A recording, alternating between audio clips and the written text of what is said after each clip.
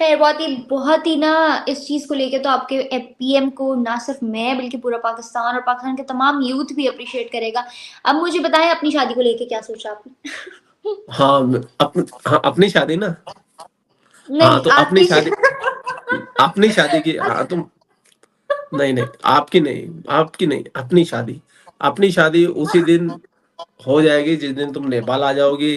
तो मुझे मैं नेपाल काठमांडू में आके फोन करना है, या जहां भी तुम पहुंचो, मैं आऊंगा तुम्हें मेरे रिसीव करने के लिए। अगर मैं सीमा बन के आ गई और आप सचिन ना निकले आगे से, आप फरार हो गए, तो मैं क्या करूँगी वहाँ अरे आके? मैं इस पागल वज़ह का बच्चा हूँ, मैं फरार हो जाऊंगा। सीमा के 1 मिलियन से ज्यादा सब्सक्राइबर हो गए। सोने का अंडा देने वाली मुर्गी बन जाओगी। मैं इस उम्र में नौजवान लड़की, मैं हिंदुस्तान आती अच्छी लगूँगी, आप आ जाएँ, आपको आना है तो। कि हमारा गाना नहीं बजाया, दिल विल विल विल, कौन सा गाना है तुम्हारा वो? अबे तुम गाने सुनने आए हो, मुजरा करने आए हो, या क्रिकेट खेलने आए हो यहाँ पे? हेलो नमस्कार एंड जय हिंद दोस्तों, स्वागत है आपका मिस्टर भारत में। ये वीडियो है पाकिस्तानी यूट्यूबर महविश नाज और इंडियन यूट्यूबर बंटी जी की। दोनों के बीच मजेदार और फनी वे में डिबेट हुई है। डिबेट के दौरान एक समय पर महविश नाज ने बंटी जी से शादी को लेकर सवाल पूछा कि अपनी शादी कब है। महविश नाज ने बंटी जी से उनकी शादी के बारे में पूछा था, लेकिन बंटी जी ने बोला, हम दोनों की शादी ना, तुम नेपाल काठमांडू आ जाओ, मैं तुम्हें लेने आऊंगा। शो के जरिए बंटी जी ने तो अपनी ओर से महविश को शादी के लिए प्रपोजल भेज दिया है। हालांकि दोनों के बीच ये मजाक मस्ती चल रही थी, लेकिन क्या पता ये मजाक कब सीरियस बन जाए और महविश नाज मिसेज बंटी बन जाए। मजाक मस्ती के अलावा दोनों के बीच वर्ल्ड कप फाइनल में टीम इंडिया की हार और पाकिस्तान टीम के बहानों को लेकर भी बातचीत हुई। इसके अलावा मोदी जी ने अपने देशवासियों से अपील की कि जो अमीर लोग डेस्टिनेशन वेडिंग के लिए बाहर के देशों में जाते हैं, वो भारत में ही शादियां करे और भारत के अर्थव्यवस्था में अपना योगदान दे। इस पर भी दोनों ने बातचीत की है। तो चलिए दोस्तों, देखते हैं पहले ये वीडियो और फिर बात करते हैं इस वीडियो के एंड में। Thank you so much Bunty ji, first of all for your time. आपका बहुत बहुत शुक्रिया बेगम। मैं सोच रही थी आप कुछ ऐसा बोलेंगे और नीचे कमेंट्स की लाइन लगना शुरू हो जाएगी। नहीं नहीं कैसे नहीं, हैं ऐसा आप? कुछ नहीं है। नहीं नहीं, मैं ठीक हूँ, मैं बहुत अच्छा हूँ, और मैं आपकी ऑडियंस को भी बता देना चाहता हूँ कि ऐसा कुछ भी नहीं है। एक बार गलती से मैंने इनसे बेगम का मतलब पूछ लिया था, तो मैंने एक दो बार मजाक में बोल दिया, तो ये मुस्कुराने लगी, तो फिर मैंने इनको बेगम बोलने लगा, तो आज भी देखो बोलते मुस्कुराती। अच्छा बंटी जी, आज हम बात करने जा रहे हैं फॉरेन डेस्टिनेशन वेडिंग्स के ऊपर और सेरेमनीज और डिफरेंट फंक्शंस के ऊपर, जिसको मन की बात प्रोग्राम के अंदर मोदी जी ने कहा, कंडेम किया कि यार ये नहीं होने चाहिए। ये नहीं इस वजह से होने चाहिए क्योंकि इंडिया के अंदर से पैसा बाहर नहीं जाना चाहिए इंडिया के। और जो बहुत अच्छी सोच है कि इंडिया के अंदर इतने बड़े बड़े बिजनेसमैन बैठे हुए हैं जो शादियों के लिए, अपने बच्चों की मैरिजेस के लिए और डिफरेंट इवेंट्स को सेलिब्रेट करने के लिए डेस्टिनेशनल इवेंट ऑर्गेनाइज करवाते हैं। वो बाहर नहीं होने चाहिए। हम अपने कंट्री का रेवेन्यू बाहर क्यों जनरेट करवाएं? वो विद इन कंट्री रहना चाहिए। क्या राय रखते हैं आप इस पे? मैं आपको ये बोलना चाहता हूँ, जो मोदी जी ने ये बात कही, मन की बात के प्रोग्राम में कही, और खास तौर से उन अमीरों को टारगेट रख के कही कि जो नेचुरल सी बात है, अगर कोई हिंदुस्तानी हिंदुस्तान में पैसा कमा रहा है, हिंदुस्तान का जो पैसा अगर वो, और जो बहुत ज्यादा अमीर लोग होते हैं, जैसे आप और मैं तो कहीं जा नहीं सकते बाहर, क्योंकि हम तो भाई एक शहर से दूसरे शहर जाके कर लेंगे। लेकिन जो बहुत ज्यादा रिच होते हैं, बहुत ज्यादा अमीर होते हैं, एक एक शादी में करोड़ों अरबों रुपया खर्चा करते हैं। वो खर्चा क्या, हमारे देश में एक कल्चर बनता जा रहा है, एक रिवाज बनता जा रहा है। खास तौर से टर्की में जाके वो शादी करते हैं, जैसे विराट कोहली, अनुष्का ने वो इटली में की थी शादी। तो हमारे देश में अमीरों में ये कल्चर बढ़ता जा रहा है कि वो विदेश में जाके शादी कर रहे हैं।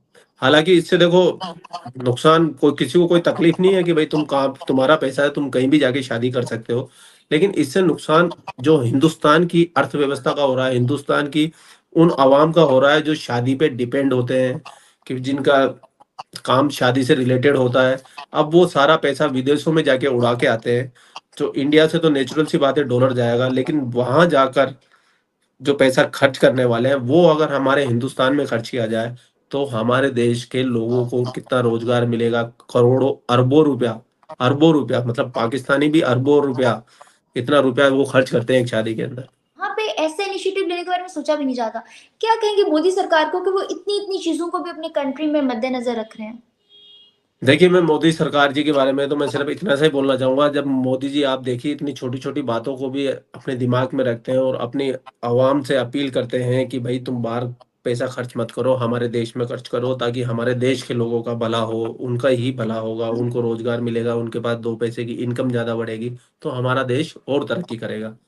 तो इसीलिए तो मोदी जी जब 2014 में आए थे और आज 9 साल के बाद मोदी जी ने भारत की अर्थव्यवस्था को कहाँ ले जा चुके हैं वो। क्योंकि वो प्लानिंग के साथ काम करते हैं, हर चीज़ की समझ रखते हैं, वो ग्राउंड ज़ीरो से आए हैं, वो कोई चांदी का चम्मच लेके मुँह में पैदा नहीं हुए थे मोदी जी। वो ज़मीनी हालात से, गरीबी से, वहाँ से आए हुए हैं मोदी जी। तो उनको अच्छी तरीके से पता पता है कि किस वर्ग का क्या तकलीफ है। खैर, बहुत ही ना इस चीज़ को लेके तो आपके पीएम को ना सिर्फ मैं बल्कि पूरा पाकिस्तान और पाकिस्तान के तमाम यूथ भी अप्रिशिएट करेगा। अब मुझे बताएं, अपनी शादी को लेके क्या सोचा आपने? हाँ, हाँ, अपनी शादी ना? हाँ, नहीं, तो अपनी शादी की, हाँ, तुम नहीं, नहीं, आपकी नहीं, अपनी शादी उसी दिन हो जाएगी जिस दिन तुम नेपाल आ जाओगी। तुम मुझे मैं नेपाल काठमांडू में आके फ़ोन करना है या जहाँ भी तुम पहुँचो, मैं आऊँगा तुम्हें मेरी रिसीव करने के लिए और मैं सचिन की तरह, अगर सीमा की मैं तरह। अगर मैं सीमा बन के आ गई और आप सचिन ना निकले आगे से, आप फरार हो गए, तो मैं क्या करूँगी अरे वहाँ पे? मैं इस पागल वज़ह का बच्चा हूँ, मैं फरार हो जाऊँगा। सीमा के 1 मिलियन से ज़्यादा सब्सक्राइबर हो गए। सोने का अंडा देने वाली मुर्गी बन जाओगी। पूरा मीडिया तुमको घेरेगा, यूट्यूब से कमाई करोगी। आपको पाकिस्तान से लड़की चाहिए तो आना पड़ेगा, हम थोड़ी, हर कोई सीमा थोड़ी नहीं, नहीं, होता नहीं, है। अब सीमा भी तो आई है, वो तो 4 बच्चे और लेके आई है दहेज के अंदर, और क्या वो तो चाहिए? 4 बच्चे थे उसके, तो उसको आना पड़ा ना। अब मैं इस उम्र में नौजवान लड़की, मैं हिंदुस्तान आती अच्छी लगूँगी, आप आ जाएँ, आपको आना है तो। अरे अच्छी, बहुत अच्छी लगोगी। भले तुम्हारे ऑडियंस से पूछ लो, वो कमेंट सेक्शन में बता देंगे कि भाई कितनी अच्छी लगोगी।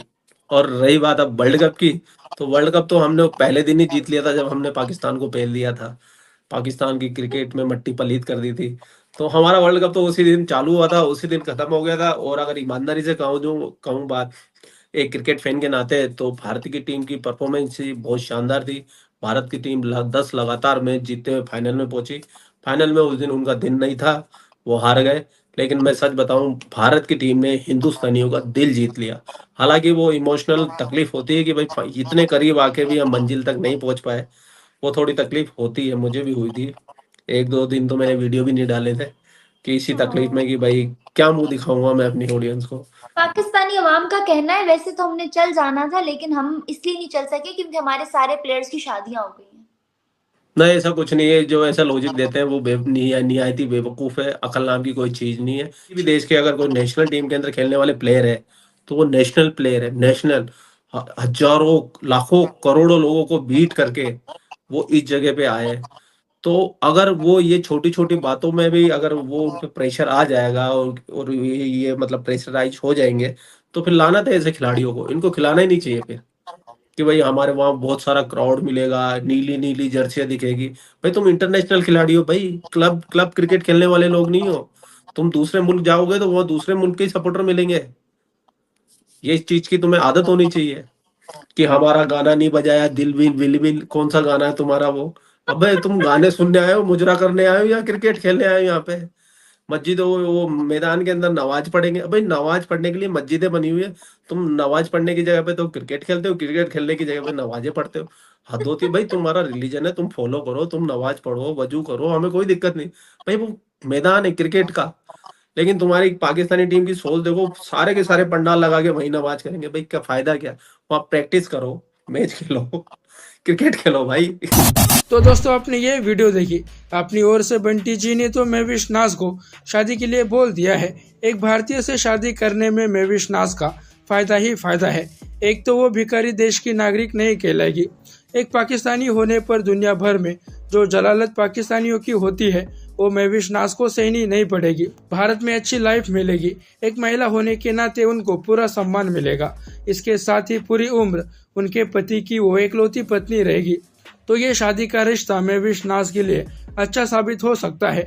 इसके अलावा महविश नाज ने नरेंद्र मोदी जी ने जो भारतीयों से अपील की उसके लिए मोदी जी की प्रशंसा की। हाल ही में मोदी जी ने अपनी मन की बात में विदेशों में होने वाली डेस्टिनेशन वेडिंग को लेकर चिंता जताई थी। एक साल में भारतीय लोग करीब 50,000 डेस्टिनेशन वेडिंग करते हैं और इसमें करीब 50,000 करोड़ रुपए खर्च होते हैं। मोदी जी ने कहा था जो अमीर लोग डेस्टिनेशन वेडिंग के लिए विदेशों में जाते हैं उससे भारत की अर्थव्यवस्था को नुकसान होता है। अगर ये लोग भारत में ही शादियां करेंगे तो ये पैसा देश के भीतर ही रहेगा और देश की अर्थव्यवस्था को बढ़ावा मिलेगा। इसके साथ ही इस वीडियो में वर्ल्ड कप फाइनल में टीम इंडिया की हार को लेकर भी बातचीत हुई। फाइनल में मिली हार से बंटी जी के साथ साथ पूरा भारत दुखी था, लेकिन फैन से ज्यादा वो खिलाड़ी दुखी थे जो वर्ल्ड कप ट्रॉफी के इतने नजदीक जाकर हार गए। उन्होंने अपनी ओर से पूरी कोशिश की, लेकिन वो दिन ही खराब था। उस दिन टीम इंडिया के साथ कुछ भी अच्छा नहीं हुआ था। उस दिन जो टीम अच्छी खेली वो जीत गई।